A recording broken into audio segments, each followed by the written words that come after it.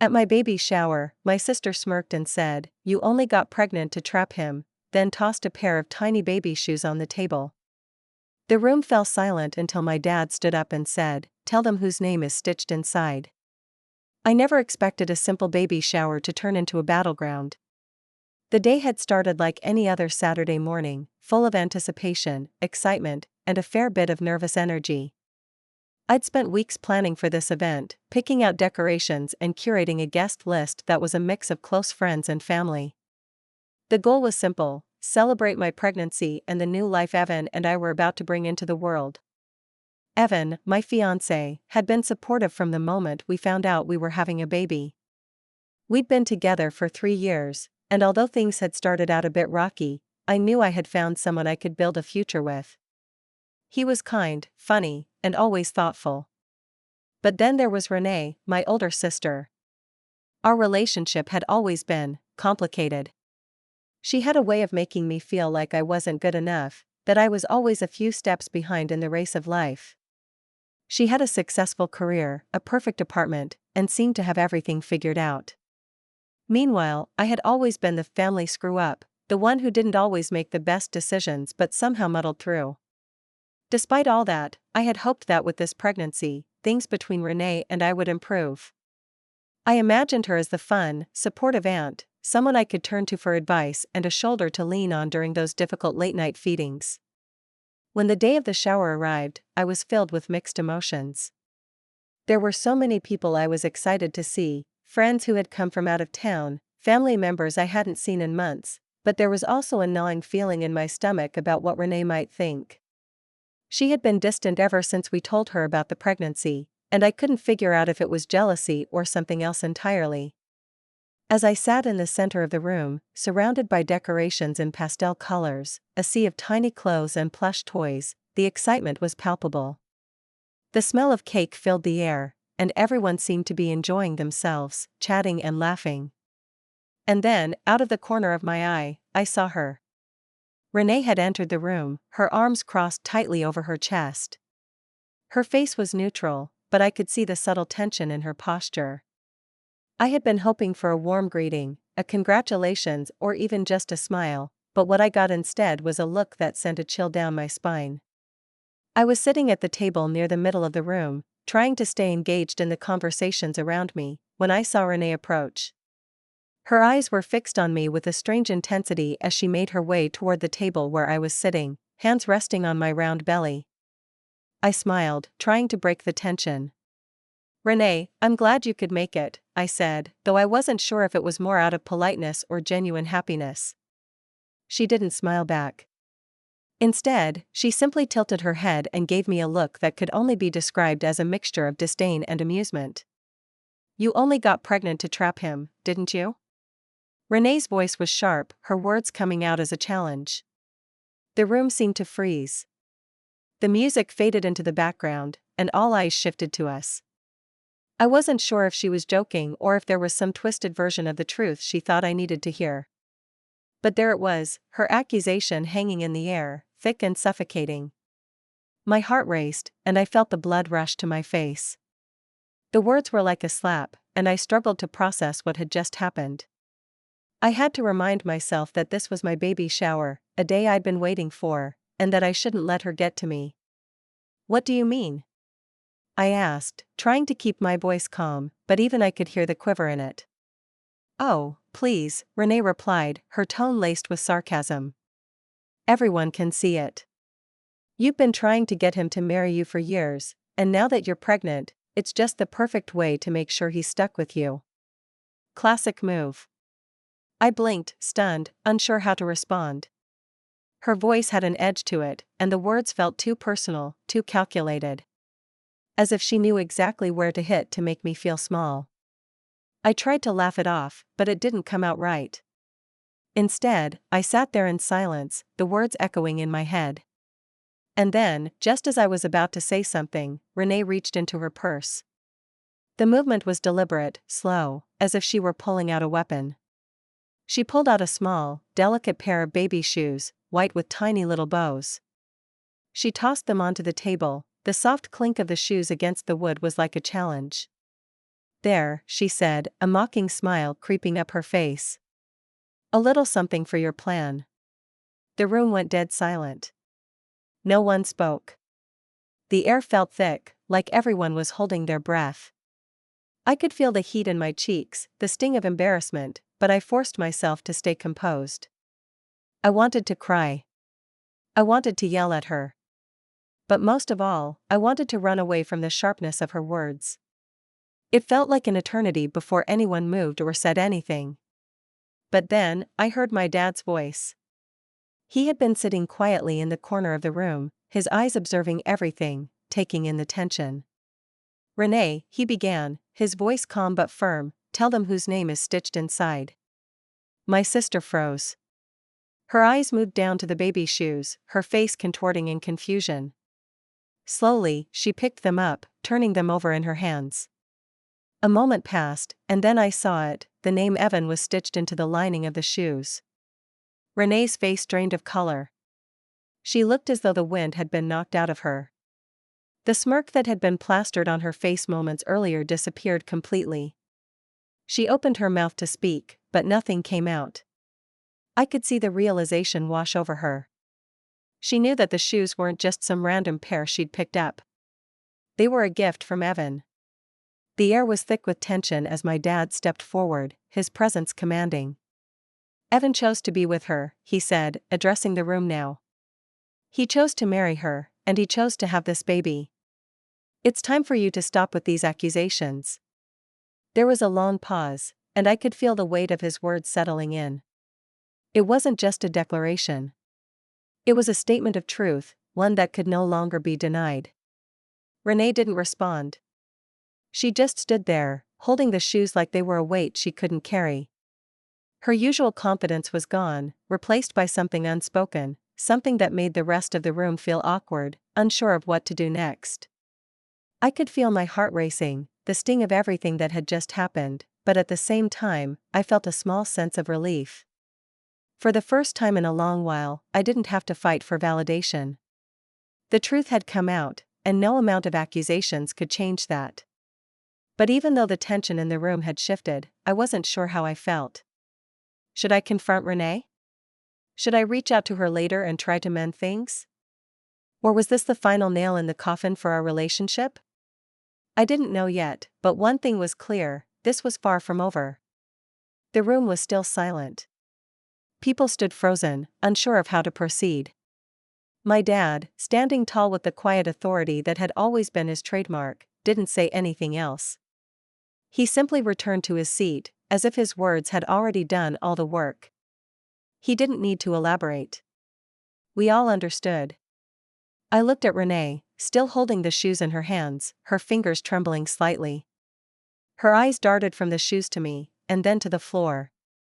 For a brief moment, I saw a flicker of something, guilt? Regret? But it was gone in an instant, replaced by that familiar defensiveness. The one that had always been there, like an armor she wore to protect herself from vulnerability. I expected her to storm off. That's what she usually did when she felt cornered. But she didn't. She didn't yell. She didn't throw a tantrum. She just stood there, staring at the shoes, her lips pressed tightly together as if she was fighting the words that threatened to spill out. I felt a wave of frustration wash over me. I wanted her to explain herself. To tell me why she had said what she did. To tell me why, after all these years, she couldn't just be happy for me. But I didn't say anything. I couldn't. The words felt stuck in my throat. The hurt was too raw, too fresh. Instead, I turned to look at my mom, who was standing in the kitchen doorway, her hands clasped in front of her. She hadn't said anything during the confrontation, but I could see the concern in her eyes. She was waiting for me to make the next move. "I think we should finish up, Mom," I said softly, trying to maintain control over my voice. "I'm ready to wrap things up." My mom nodded, her expression softening as she walked over to me. She hugged me tightly, and for a moment, I felt comfort in her warmth. It was like being wrapped in a blanket of safety and love. "Don't let her get to you, sweetheart," she whispered in my ear. "She's always had her issues." You know that. I nodded but didn't say anything. What could I say? The truth was, I didn't know how to let go of the anger. I didn't know how to just let Renee's words slide off me, like water off a duck's back. This wasn't the first time she had made me feel like I was somehow less than her, and it certainly wouldn't be the last.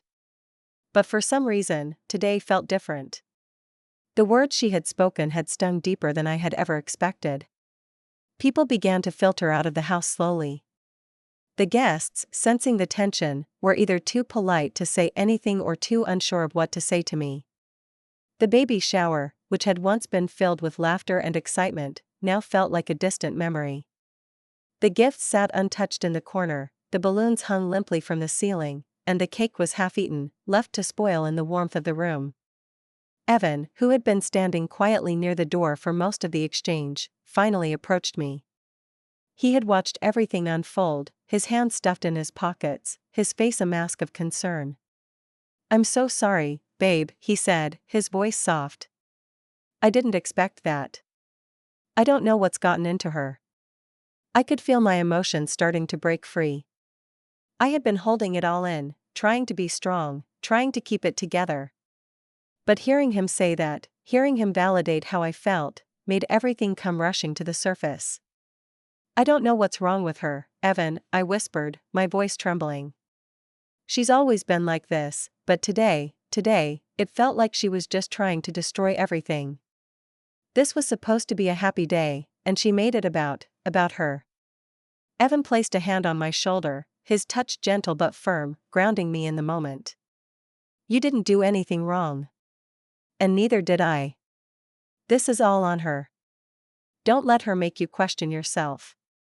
I nodded, taking a deep breath. It felt like his words were the only thing keeping me tethered to reality. But deep down, I was still conflicted. I wasn't sure if I should call Renee. If I should try to fix what had just happened or if it was just better to leave it behind. That night, after everyone had left and the house had quieted down, I found myself staring at the baby shoes that were still lying on the table. The ones Renee had tossed at me like an accusation. They were beautiful, small, delicate, and perfect for the baby we were expecting. But now, they felt tainted. As though they had been turned into something else entirely. I picked them up slowly, my fingers brushing over the soft fabric. They weren't just a gift from Evan. They were a symbol of our future, our family. And it was hard to ignore the fact that Renee had tried to tarnish that. I couldn't understand why she did it. Maybe it was jealousy. Maybe she still wasn't over Evan, even though they had broken up years ago. Maybe it was something else entirely. But what frustrated me the most was how she had never once tried to be happy for me. She had always found a way to criticize, to undermine, to make me feel like I was somehow undeserving of my own happiness. Later that evening, as I sat with Evan on the couch, I couldn't stop thinking about what had happened. "Do you think I should talk to her?" I asked quietly, not really expecting an answer, but needing to ask anyway. Evan hesitated for a moment before answering. "I think you should do whatever feels right for you. But don't feel like you have to fix everything. If she wants to make things right, she'll have to meet you halfway." I nodded, his words comforting in their simplicity. It was true. I couldn't keep trying to fix a relationship that had never been healthy to begin with. But the thought of letting go, of accepting that maybe things with Renee would never be the same again, was still hard to swallow. The days that followed were filled with a quiet sense of uncertainty. Renee didn't reach out. There were no texts, no phone calls, no attempts to apologize or make amends. I wasn't sure if I was relieved or disappointed. Part of me wished that she would say something, anything, to try and fix what had broken between us. But another part of me knew that maybe I didn't need her validation anymore. Maybe, for the first time in my life, I could just let go of her and focus on what truly mattered, the new life I was bringing into the world, the man who loved me, and the family that had always had my back. But that didn't make it any easier. As the weeks passed, I found myself increasingly focused on the baby, the preparations, the life I was about to create. I was excited, yes, but there was still a shadow over everything. The relationship with my sister, something that had always been fragile, seemed beyond repair. And while part of me was okay with that, another part of me mourned the sister I had never had. Still, life went on. And then one day, out of nowhere, I received a message from Renee. "I'm sorry," it said. "Can we talk?" I stared at the message for a long time, unsure of what to do with it. I wasn't ready to forgive her, not yet. But maybe this was the beginning of something. Maybe, just maybe, it was the first step toward healing. But then again, maybe not. I wasn't sure yet. But one thing was for sure, I was no longer going to let her dictate my happiness. Not now. Not ever. I stared at the message from Renee for a long while. It had been weeks since the baby shower, and I still hadn't quite processed everything that had happened. My emotions were still raw, especially when it came to her. I didn't want to let her back into my life so easily, not after what she had done. But the truth was, I had always cared about my sister, and part of me wanted to believe that maybe, just maybe, this could be an opportunity for us to start over. I didn't immediately respond. I wasn't sure what I wanted, what I could even say to her. So, I let the message sit there for a few hours while I mulled it over. It wasn't just about the baby shower anymore. It was about the years of unresolved tension, the constant comparisons, the hurtful remarks. I wasn't sure if a simple apology would fix things. Eventually, I typed out a response. I kept it short, as neutral as I could manage. "I'm not sure what you want from me, Renee. We can talk, but I need to know that you're being sincere. The way you treated me at the baby shower, what you said, it was wrong. And I can't just forget that." I pressed send before I could second-guess myself. For the next few days, I went about my life, focusing on the things that really mattered, preparing for the baby's arrival, spending time with Evan, and enjoying the little moments of peace before everything changed. I couldn't allow myself to get consumed by Renee and her drama. But then, one morning, she called. "Can we meet?" Her voice was soft, almost hesitant. "I want to apologize, and I want to explain myself." "Please." I agreed, but only on the condition that it was in public, at a cafe, somewhere neutral. I didn't want to be alone with her, not after everything. When I arrived at the cafe, I saw her sitting by the window, her posture rigid, her eyes downcast. She didn't look confident or defensive. She looked small.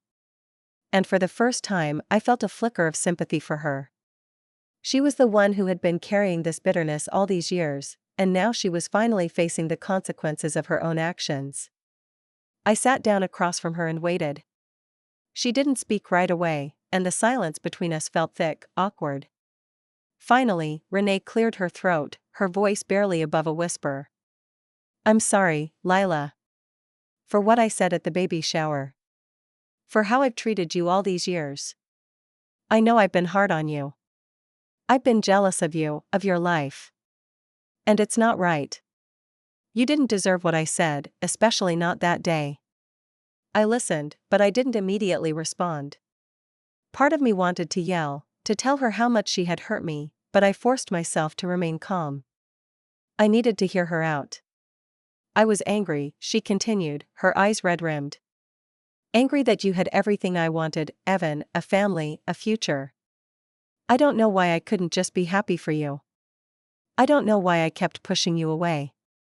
It was wrong. I know it was wrong." Her words were coming fast now, her voice tinged with emotion. I could see how hard this was for her, and despite everything, part of me couldn't help but feel some relief that she was finally taking responsibility. "Renee," I said softly, my voice steady but firm. "What you did hurt. It hurt more than you probably realize. But I've been trying to understand why you acted the way you did. And the truth is, I don't have the answers. What I do know is that I can't let your bitterness affect me anymore. Not now. Not ever." Her eyes filled with tears, and she nodded. "I understand. I know you don't owe me anything. But I just wanted you to know that I'm truly sorry. I want to be a part of your life, and I want to be a part of my niece's life. But I understand if you don't want that. The words hung in the air, and I felt a wave of conflicting emotions. Was this apology sincere? Or was she just saying what I wanted to hear to get back into my good graces? But I wasn't looking for an immediate fix. What I needed was time. I needed space to process everything, to figure out what I wanted from this relationship moving forward. I'm not sure what the future holds for us, Renee, I said after a long pause. But I don't want to hold on to resentment anymore. I've spent too much time trying to get approval from you. It's exhausting. And I won't do it anymore. I'm done. Her face fell, and I could see the disappointment in her eyes. But I stood my ground. I want to move forward, but it has to be on my terms. I won't let your bitterness take up space in my life anymore. I've worked too hard for my happiness. Renee swallowed hard, wiping away a tear. I understand, she whispered, her voice thick with emotion. I promise I'll do better. For you. And for the baby. We sat there in silence for a moment, the weight of everything still lingering between us. It wasn't a perfect reconciliation, but it was a start. As I left the cafe, I felt a strange mix of relief and exhaustion. Renee's apology hadn't been the kind of grand gesture I'd imagined. It wasn't filled with dramatic admissions of guilt or tearful pleas for forgiveness. It was quiet, almost anticlimactic. But maybe that was how healing started. Maybe it wasn't about grand gestures. Maybe it was about small, honest steps towards something better. It's been a few months since that meeting with Renee. Things haven't been perfect, and I don't expect them to be. She still has a lot of work to do on herself, and honestly, so do I. But there has been progress. We've had a few more conversations, none of them easy, but necessary. And slowly, we're learning how to be in each other's lives without the constant tension that once defined our relationship. As for my dad, he's been quiet about it all. But every now and then, when I catch him looking at me or the baby, there's a glint of something in his eyes, something I can't quite name. Maybe pride. Maybe relief. I don't know. But I don't need to ask. I know he's proud of the woman I've become. And Evan, well, Evan's been incredible, as always. He's supportive, understanding, and most importantly, he's been by my side every step of the way. We've been working on our own little family bubble, focused on the baby, our future, and leaving behind the toxic past that had plagued us for too long. There are still moments of doubt. There are still moments when I question whether I should have tried harder to fix things with Renee. But in the end, I know that my happiness comes first. It's not about revenge, not about getting back at anyone for their wrongs. It's about moving forward, about choosing peace over conflict.